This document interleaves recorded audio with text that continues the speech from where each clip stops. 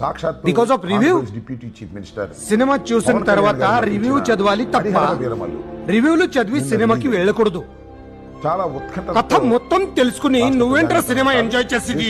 How can you trust that website person? Cinema success అవుతుందా? అదేమన్నా రైటరా డైరెక్టరా?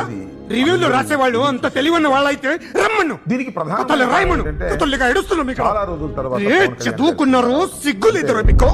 ఓ cinema తర్వాత సుమారుగా 2 సంవత్సరాలైంది. బికాస్ ఆఫ్ రివ్యూ సినిమా తర్వాత ఇవాళ సినిమా చూసిన తర్వాత రివ్యూ చదవాలి తప్ప పెద్ద గ్యాప్ తో రివ్యూలు చదివి సినిమాకి వెళ్ళకూడదు. చిత్రం కాబట్టి ఇది కథ మొత్తం తెలుసుకుని నువ్వేంట్రా సినిమా ఎంజాయ్ చేసేది?